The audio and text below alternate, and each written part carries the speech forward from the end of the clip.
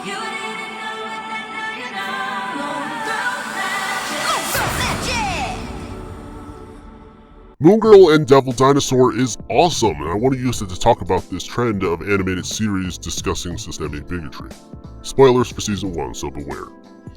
There are no shortage of stories about race or racism in media, but one central question I feel should always be on your mind when engaging is, what audience is this for? Especially considering the entertainment industry is one that overwhelmingly shuts non-white and many other oppressed people out of it. In The Simpsons, for example, they recently made an episode showing that Carl, one of Homer's old friends and co-workers, is a black transracial adoptee and feels disconnected from his blackness. It's a story about race, but also one that throws in jokes like this that only appeal to white people. What am I supposed to say? Let's start with what you're not supposed to say. My feelings matter too. Said that. Slavery was a long time ago. Got that. But I love Eddie Murphy. Lenny tweeted that. I just want things to be normal again. Huh? That's on the list. Doesn't that book have any suggestions for what I should do? Not to gesture, not to quote, not to laugh too hard at, not to think, not to wear on Halloween, not to sing along to in the car. The idea of Homer challenging himself to do better is played as a form of conforming to an oppressive ideal is what makes it fall flat. It also never seems to recognize Carl even is transracial, nor does it lean into that discussion or the harms of adoption as an industry and how it disproportionately harms non-white families.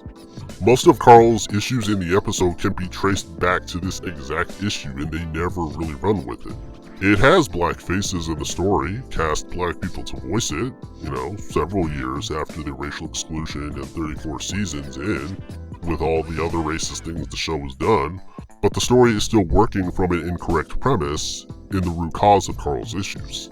They make tons of black pop culture references, even if they're largely very old ones, but this is a good example of something written for white comfort. Works can directly allude to or outright feature anti-black racism, misogynoir, black queer phobia, or ableism, and still prioritize the comfort of a white audience. The Princess and the Frog, Hidden Figures, The Help, To Kill a Mockingbird, the list goes on. Stories can be about bigotry and specifically racism, but that's not a good thing when the central intention is to comfort or prioritize those least affected by it. Moon Girl is a breath of fresh air because its writing makes its intentions clear in how it doesn't prioritize needing to disarm or comfort white viewers. This is why I wish discussions about representation would go beyond just naming characters that exist in the media space, and go more into how the work uses their presence in the story for its commentary and what audience it's designed to appeal to. For one, the very first real stake and conflict Moon Girl introduces to us is the threat of foreclosure, having to move, and the overall loss of community of an almost entirely non-white neighborhood. Speaking as someone who went through 2 foreclosures as a kid, losing your home, seeing your culture around you erased and treated as an improvement because people like you aren't there anymore, having to move while still in difficult financial circumstances and adjust to an often hostile white environment, this setup hits harder than any fight scene or space war could ever hope to hit for me, and the worst outcome is a reality for a lot of black children. The first episode's conflict is brought directly into motion entirely because a white woman has zero regard for the LES by draining their power, which forces several businesses to close and lose profits, and increases thefts in the neighborhood. There's no indication that she needs this to live or anything, she just does it to get a rush, and she specifically targets the neighborhood of non-white people because she knows nobody will give a shit about them. Mimi even implies the Avengers would never help the neighborhood because it's full of non-white folks. Well, then somebody call the Avengers or something. I bet they could solve it. Oh, sweetheart, I'm afraid the Avengers got bigger fish to fry. Besides, do they even go below 14th Street? Now, obviously these issues in reality are the result of politics, colonialism, white supremacist capitalism, and not an electrical supervillain. But you'll notice how the root issue at its core comes down to a white woman's disregard for non-white folks, which is basically the gist of it. That's our conflict. Your community is targeted by white violence. Nobody in a position of power cares about people like you. And if no action is taken, you'll be displaced. What can you do? Our protagonist, Lunella, stands up because one person can make a difference, but that falls apart very quickly.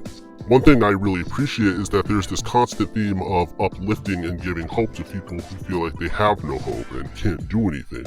But they also recognize and constantly hone in on this theme towards Black women specifically, that while you can and should take action for your community, it cannot and should not fall just on you. Lunella makes it clear throughout the season that she wouldn't be able to get as far as she did without the constant help and support from Casey and Devil. She also gets several episodes focusing in with her family members who constantly remind her that there's a community to come help her and that they all join in and support rather than leaving it to herself. Often, these kinds of stories undermine themselves by trying to critique white supremacy, but do so in such a simpering, weak way that they also minimize the harm or prioritize constantly turning around or redeeming the people who directly caused the harm. Moon Girl very rarely introduces white people apart from a few background characters, but when they're present, they stand out because they almost always serve as the root cause of the conflict, relating to the central idea of protecting, organizing with, and supporting this diverse community. This comes up in an episode that just unambiguously names gentrification as the issue and again positions these white tech heads as the root cause. There's a constant focus not just on Lunella as a superhero, but also as an individual member and agent of her community, and as a collective with the community as a whole organizing toward a specific cause. Again, obviously gentrification involves policing, which comes up with robots, but displacement of non-white people via gentrification is a form of violence. But as she is sort of a superhero, one with an online presence and thus performing for an audience as well, there's this constant reminder that your actions and activism, no matter your occupation, contributes to a larger picture. I've talked a great deal about community care versus hyper-individualism on this channel before, but Moon Girl lives and breathes the ideology. We see this again in the episode Hair Today, Hair Tomorrow. The conflict deals with body politics as Lunella makes an at-home relaxer and is fighting her hair because she tried straightening it. The instigating event was this white girl, and she uses words that are directly used toward Black people in real life.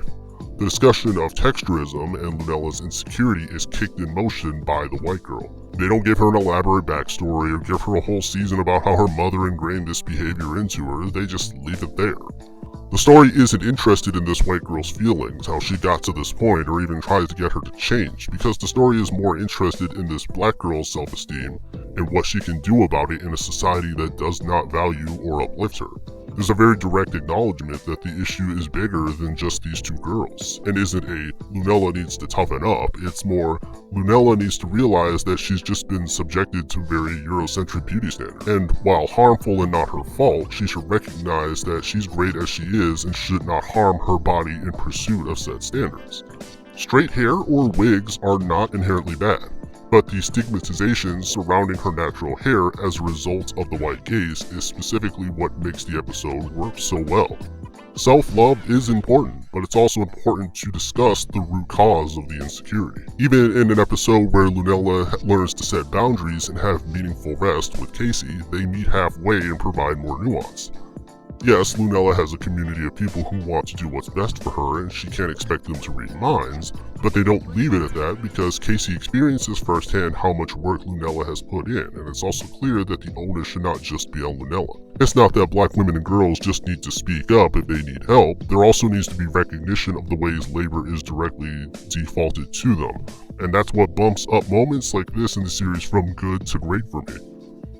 The series also does make excellent use of glasses a lot, where they don't want you to discern a character's emotions by blocking their eyes.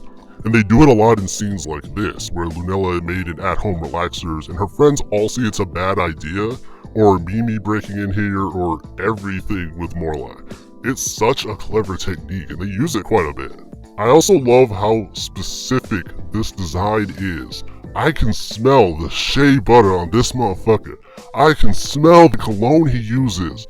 Why is this nigga so cold? He said, I ain't helping your punk ass. Side note, I love that Moon Girl manages to accurately depict Ebonics, or African American Vernacular English, AAVE. Specifically, I appreciate how it's not treated as one big language by a monolithic Black community, but recognizes that the Black community has several sub-communities.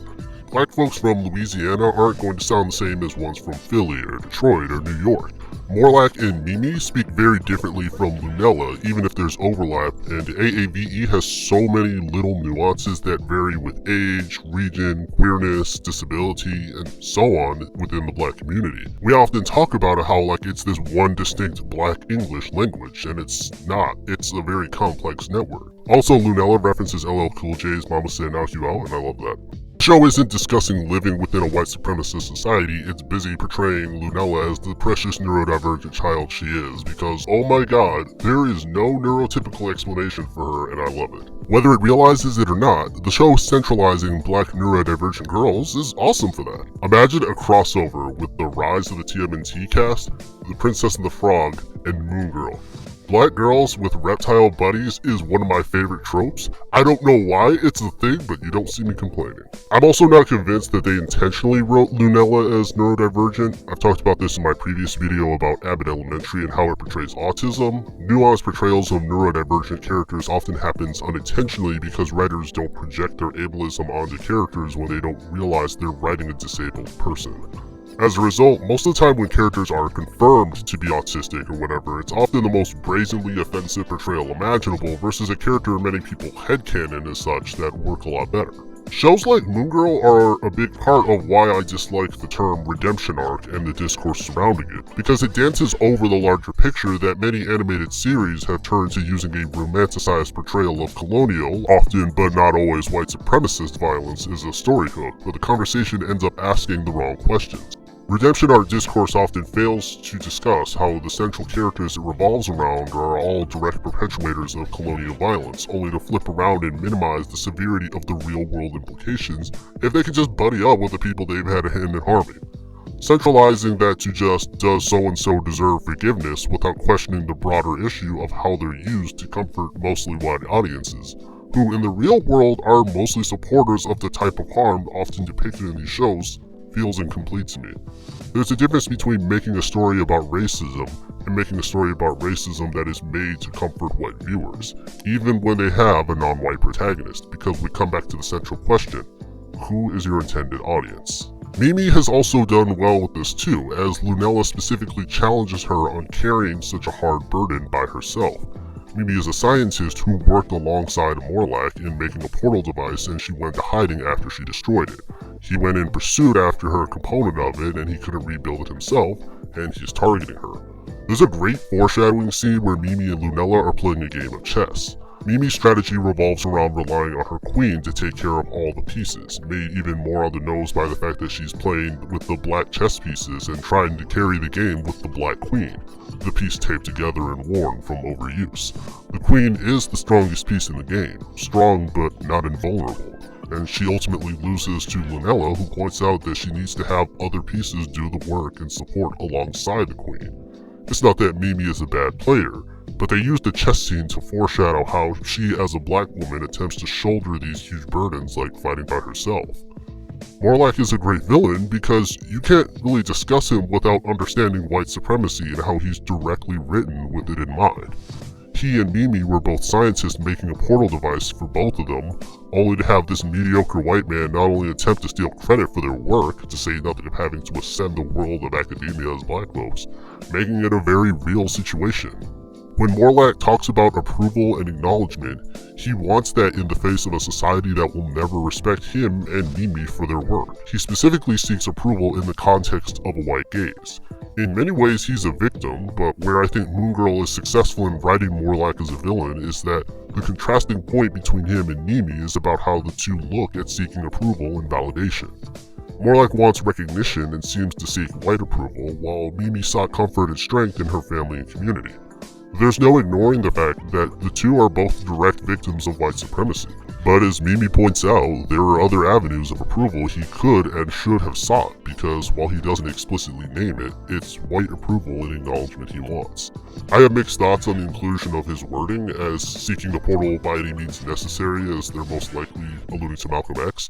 But Morlack as a villain is all about victims of white supremacy who, rather than recognizing that and seek to destroy it, instead seek and desire the approval and benefits for it for themselves to the exclusion of everyone else. This is also great in how it averts going into a black excellence as an aesthetic narrative. It would have been easy for the show to just revel in what a smart, exceptional scientist Mimi is, and her feats are cool, make no mistake.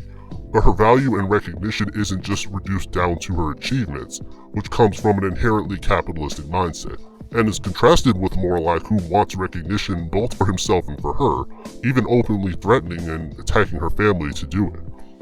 Mimi is not an amazing person because she's a scientist and doesn't need to be a technical genius to still be an exceptional person. It's her strength in her community that allowed her to let others shoulder her burdens. Even in the show, Mimi will teach Lunella something that she herself hasn't perfected, and it's such a human take on her, rather than propping her up as this super achiever and treating her as more an aesthetic goal. Morlock even seems to genuinely come around given his expression, where Mimi points out he needs to find approval in-house to, as she puts it, feel the sun on his face, and I love that. Personally, I'd been fine if they didn't have her reach out to help him, because she already gave him several chances and needs to protect her peace. But him coming around I think is fine when you look at his character in the context of white supremacy. This is where I feel redemption arc discourse gets oversimplified, because it's not lost on me that Morlock does these awful things, and I'm not arguing for him to be forgiven, but I appreciate how he as a villain is written in contrast to Mimi, and the resulting commentary it makes about both of them, specifically as victims of white supremacy. There are still a few things I would criticize about Moon Girl. It leans into fatphobic tropes at times, like the build of this guy in the troll episode as a shorthand way to characterize him as bad. I know they're going for the basement-dwelling troll thing, but that stereotype is rooted in fatphobia. That said, Moon Girl is an exceptional TV series, and I can't recommend it enough.